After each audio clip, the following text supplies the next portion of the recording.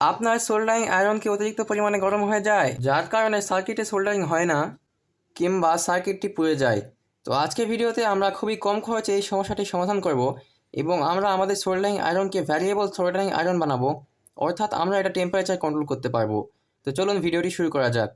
তো ভিউয়ার্স, প্রথমে আমাদের সোল্ডারিং আয়রনটি খুলে নিতে হবে। তো সোল্ডারিং আয়রন খোলার জন্য এখানে একটি ক্যাপ ওপেন করবেন, এরপর সোল্ডারিং আয়রন টান দিলেই খুলে আসবে। তো এই ভিডিও তৈরির আগে আমি সোল্ডারিং আয়রন নিয়ে এরকম আরেকটি ভিডিও তৈরি করেছিলাম, সেটি ডিলিট হয়ে যাওয়ার কারণে ভিডিওটি পুনরায় করতে হচ্ছে। তো এই পর্যায়ে ভিউয়ার্স, আমাদের দুইটা তারের প্রয়োজন হবে। এরপর আমরা দুইটা তার সোল্ডারিং আয়রনের পিছন সাইড দিয়ে প্রবেশ করিয়ে দিব। তো ভিউয়ার্স, দেখতে পাচ্ছেন তার দুটো আমরা পেয়ে গিয়েছি। তো তার দুটো পাওয়ার পর এখান থেকে একটি তার আমরা কেটে নিব। এরপর ভিউয়ার্স, এই তারটি আমরা সোল্ডারিং আয়রনের কয়েলের প্রান্তের সাথে সংযোগ করে দিব।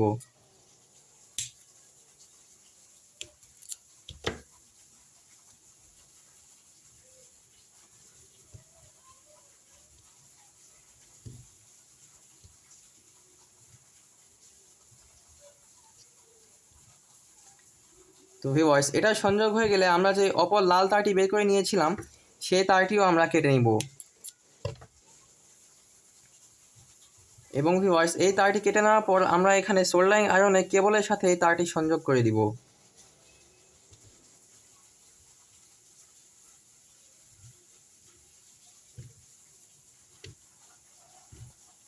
তো ভিউয়ার্স, এখানে সংযোগ দেওয়া হয়ে গেলে এবার আমরা এগুলো আঠা দিয়ে ভালোভাবে লাগিয়ে নিব। তো এখানে অবশ্যই গ্লুগান স্টিক ব্যবহার করবেন, কারণ এখানে টেপ ব্যবহার করলে 2-1 মাস পর জয়েন্ট খুলে যেতে পারে এবং আপনারা কারেন্টের শক খেতে পারেন। তো চলুন আমরা আঠা দিয়ে এগুলো লাগিয়ে নেই। তো ভিউয়ার্স, আপনারা দেখতে পেলেন আমরা কিন্তু গ্লুগান স্টিকের সাহায্যে সোল্ডারিং আয়রনটি ভালোভাবে লাগিয়ে নিয়েছি, অর্থাৎ এই তারগুলো আমরা গ্লুগান স্টিক দিয়ে প্রোটেকশন দিয়ে দিয়েছি। তো এখানে টেপ ব্যবহার করবেন না এবং ভিউয়ার্স, এটা 60 ওয়াটের সোল্ডারিং আয়রন হওয়ায় এটাতে অবশ্যই মোটা তার ব্যবহার করবেন, তা না হলে আপনার তার কিন্তু গলে যেতে পারে এবং আপনার আয়রন অকেজো হয়ে যাবে। তো এই পর্যায়ে ভিউয়ার্স, আমরা এই লাল বাতিটি আগের জায়গায় লাগিয়ে দিব। এরপর এই তারটি আমরা যেভাবে পাস হয়েছিল সেভাবে পাস করে দিব।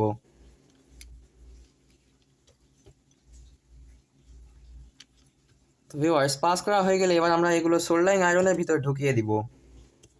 তো ভালোভাবে টেনে টেনে এগুলো ঢুকিয়ে দিবেন, যেন পরবর্তীতে আবার খুলতে না হয়, কারণ এগুলো গ্লুগান স্টিক ব্যবহার করে দ্বিতীয়বার খুললে কিন্তু আপনাদের লাগানোর জন্য খুব কঠিন হয়ে যাবে। তো ভিউয়ার্স, এভাবে চাপ দিয়ে ঢুকিয়ে নেবেন।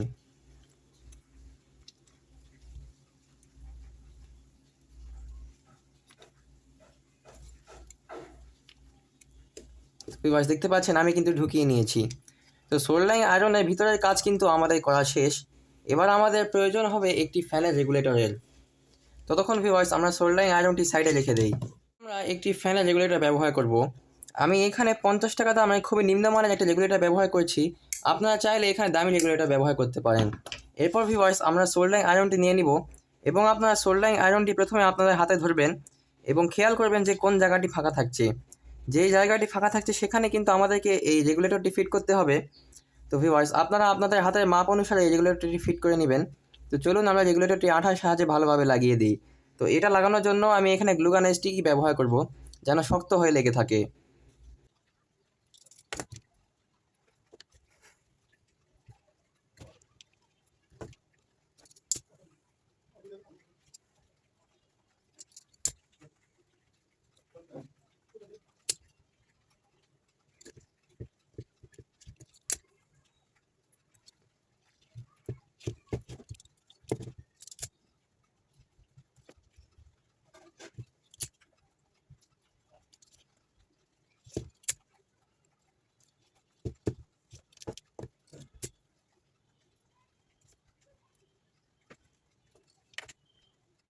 তো ভিউয়ার্স, আমি ফ্যানের রেগুলেটরটি আমার হাতের মাপ অনুযায়ী বসিয়ে নিয়েছি।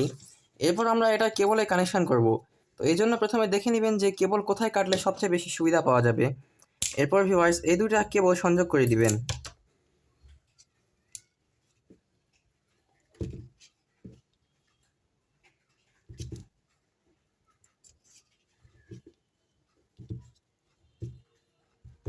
তো ভিউয়ার্স, এই দুটো কেবলের সংযোগ হয়ে গেলে এবার আমি লাল কালার কেবলটি দিয়েও সংযোগ করে দিচ্ছি।